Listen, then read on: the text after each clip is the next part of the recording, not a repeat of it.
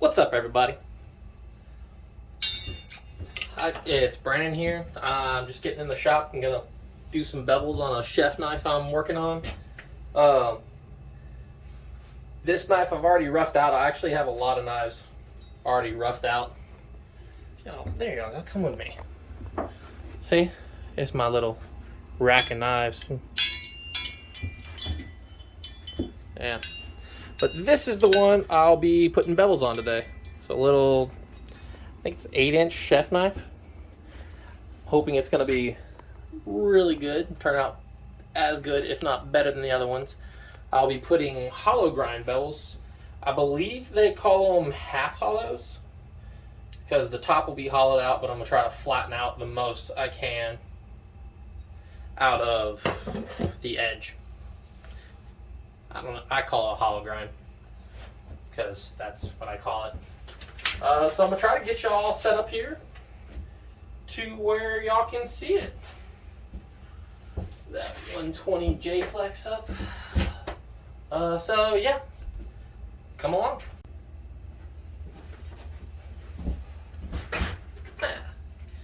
Hopefully y'all can see a little better. I'm gonna try to do this kind of quietly. You know, it gets loud in the shop with my vac running and everything, because still dust is not fun in the lungs. So I will have my respirator on. But as I was saying, hold on. As I was saying, bevels. Grinding bevels, which is the, for those who don't know, bevels are the sides of the knife going into the blade. It makes it thinner from the spine to the edge, thus allowing you to cut stuff. Just what it is. This has already been heat treated. It is Nitro V. I heat treat my own knives. I cryo quench my own knives, thanks to Eric. I'm sure you'll never see this video, but if you do, thank you. He allowed me to get a dewar. He was instrumental in me getting a dewar for it. This is a plunge line jig, basically. Hooks or clamps onto my blade. I say clamp. It pinches my blade, so my plunge lines, which I will show in a little bit what a plunge line is for those who don't know.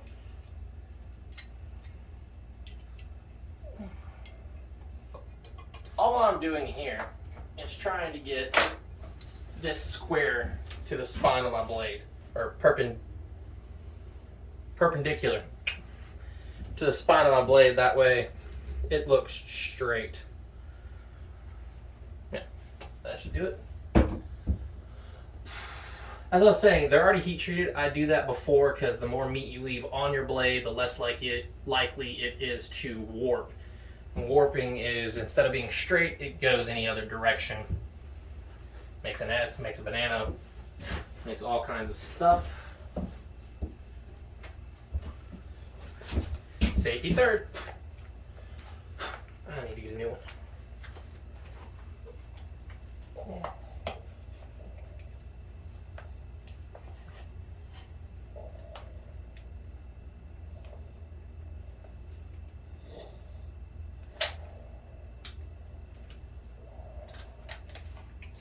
Before I put this on, because you're not going to be able to hear me at all.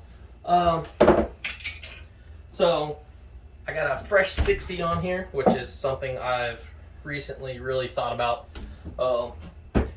With belts, I was told when I first started by my mentor, who heard it from other knife makers, to use belts like they're free. Starting off, and when you're doing this and you're paying for it yourself, that's really hard to do because belts are expensive, especially these. This is I can actually tell you, I have it right here.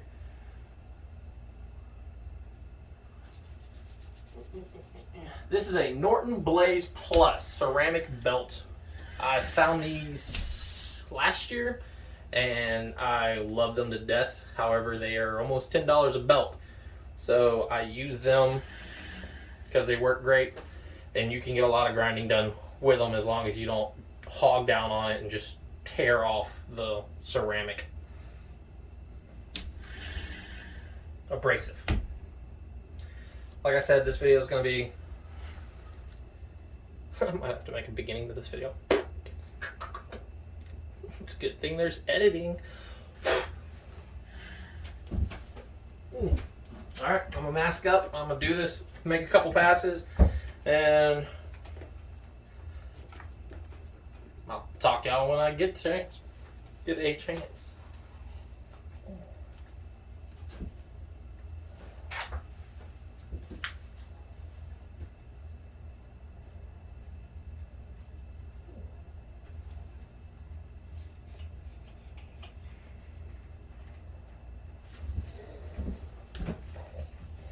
Just a warning, it's gonna get loud.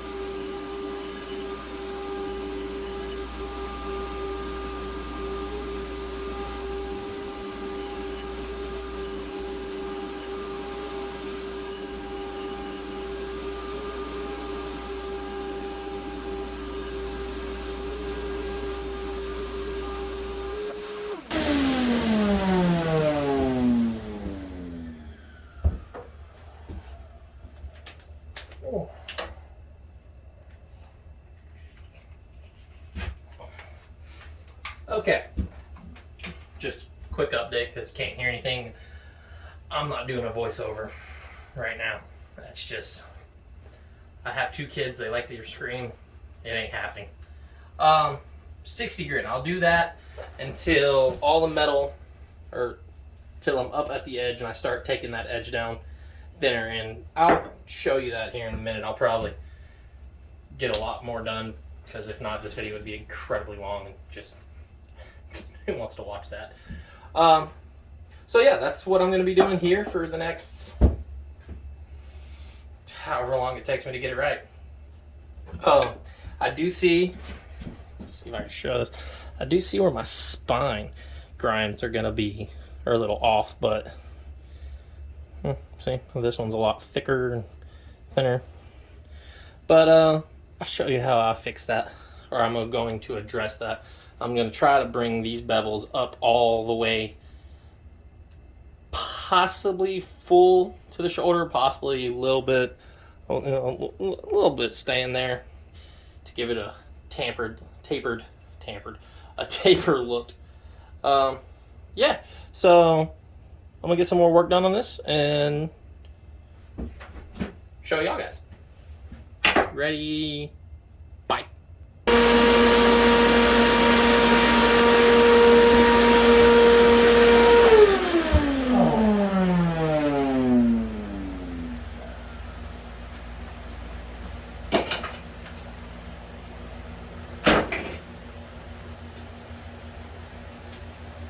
Earbuds, since I'm recording on my phone, can't listen to music and record at the same time.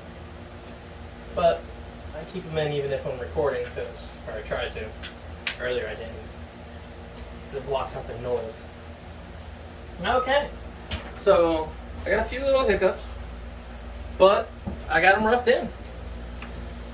Look at that! Look at that! Look at that bevel! Yeah, yeah. There's a few little odd and end stuff I can clean up on the higher belts. A few little oops, daisies. But so far, everything's looking pretty good. I need to thin out that tip a little bit more on this side. But again, I can do that on finer belts. Alright, so all that was done on my 12-inch wheel, contact wheel. That's what this is. You make contact with the wheel. Name kind of self-explanatory. Okay. Now, alright.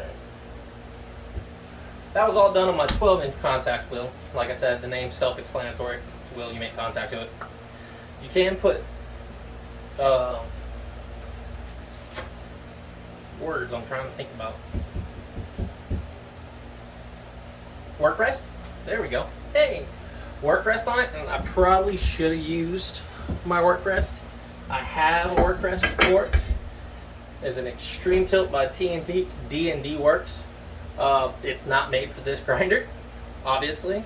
Thus, it's too short when I have my contact wheel in. I mean, it would be in, but this would possibly, it almost adjusts low enough to where I can get good. When I work on my contact wheels, possibly unlike some other people. Hang on, move this stuff around. Can you still see me? Okay. I work, as y'all saw, I work down here, so I'm watching right about here. Up here, it's just, I don't have it set up to where I can work over it. When I get a new shop and redo my shop, I'll probably drop my workbench just a little bit more for my height, so I can work up here a little more visible. But you live and you learn. Okay, my trick, drop that, take that off because I'm gonna still need it. Still got plenty of teeth. So, the trick is, I'm gonna take this 12-inch wheel off.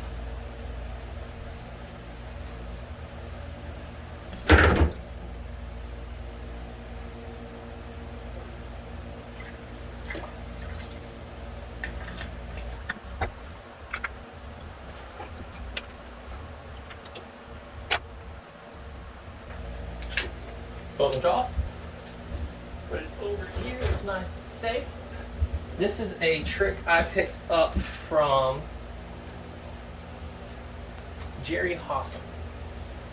I say I picked up from.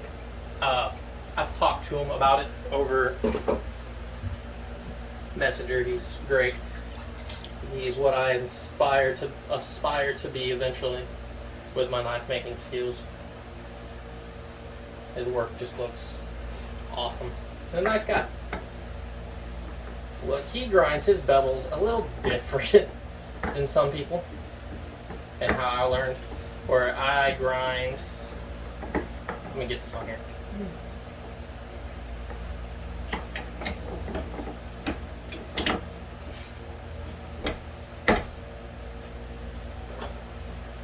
Okay, where I grind on my 12-inch with the edge up, so I can get in here and get that edge right against that edge. Jerry will set his and then flip it over and work the spine, I believe is how he told me. If I'm wrong, Jerry, if you see this, I'm sorry, Mr. Jerry.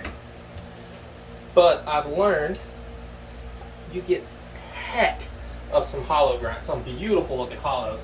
And that is what I'm going to use. Can you see that? Can y'all?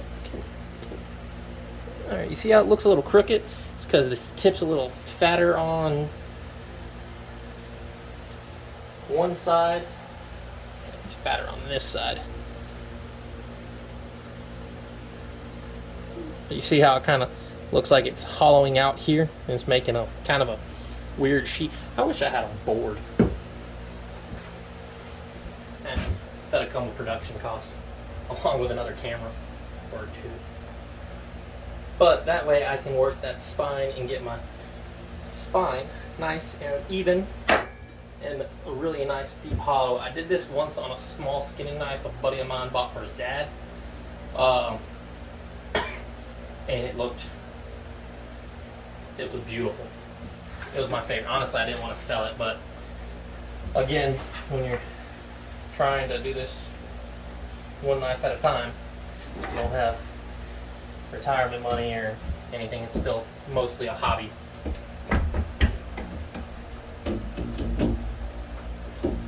It's a bass note. I'm not sure which.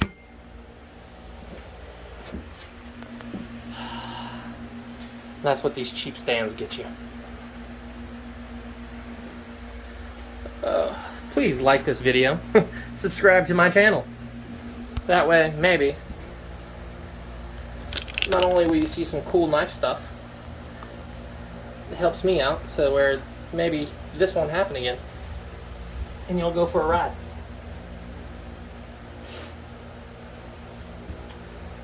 Comment if you have suggestions. That helps too. Yeah. There we go. A little closer. Alright, I'm going to get geared back up. We'll get back to it. Thanks.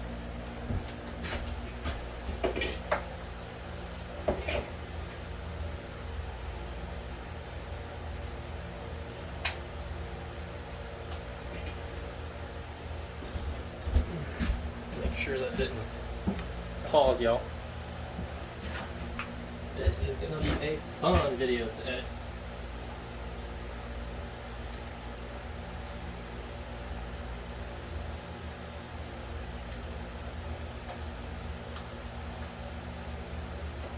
Maybe one of these days I'll get a really cool full face setup like Alex still has.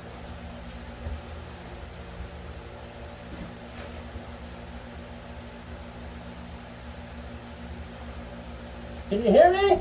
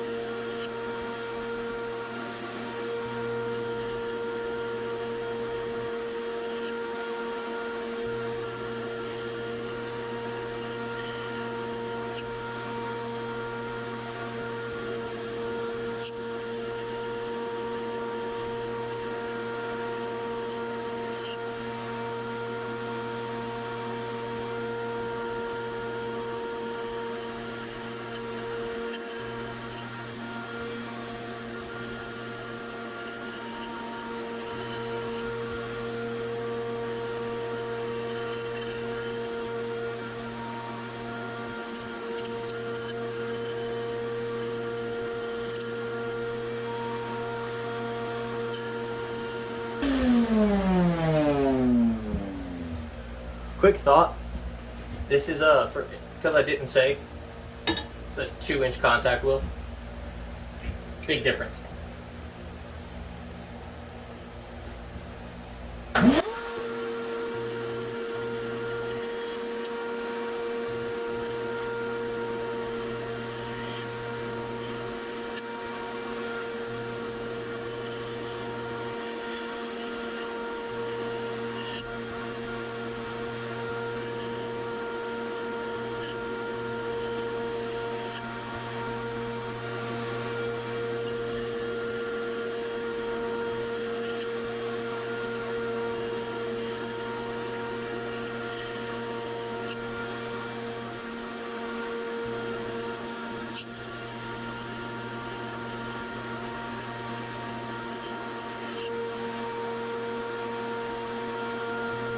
So,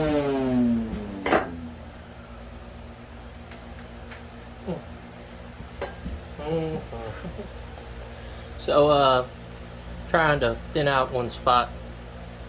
Come on, focus. Yeah. Kind of messed up my bevel a little bit. So, I'm gonna work on fixing that. And, yeah. I'll see you back here. See you back here in a second.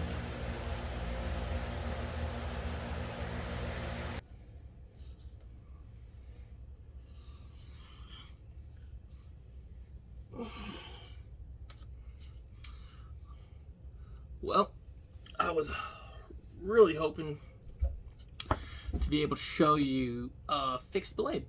And, well, if you look, I fixed it. Other side. If you look, I got it out. And found some other stuff. Yeah, the still itself looks fine. I don't think it was the still itself. My bevels were a little off center. Well, I started getting these little cracks, and you hold them up to the light and you can see through them. Let's see. Don't want to cut myself. So, yeah, you know, chef knives need a little flex in them, but they don't need that kind of flex in them. Yeah, I apparently must have got a little thin too quick on this knife. I probably should have moved up to a higher grit, quit chasing, and that's what I did. I chased a problem till it fell, and now I'm down a chef knife. Not 100% a fail. I just don't know exactly, because it's pretty thin. I'm not 100% sure how to solve it just yet. Fix it, change it. Looks like I'm getting some cracks up here too. Yeah, that was gonna be a thin edge. And yeah, just kind of blew it out. Let me get this guard off and I'll show you. So how I had to fix it was change back to my 12-inch contact wheel and just grind it. And I ground it and I ground it and I ground it, and came out looking good. It did, and I noticed some little cracks and on one side, and I was like, okay, it's just a little burn spot, I'll take care of it. And then I noticed it wasn't, which really sucks. These hollows were gonna look very nice. But I noticed it wasn't just on that side. It started to come on the other side. And this is the second I've ground through. The first I've ground through like that. The first one I did, I was trying to clean up the plunges. I ground too thin, and it got super thin right here, and the whole blade snapped off. This one was the first one where in the middle it started here, and then when I inevitably chopped with it, just a piece of wood, it blew apart big time. Thin edge right there. So all the burns, all the scrapes the last few hours have been for naught. Hopefully I can turn it into something else. With it being this far into the blade, I don't think so. If anything, I'll take the loose stuff off and it'll be a wall hanger to remind me, don't chase a problem.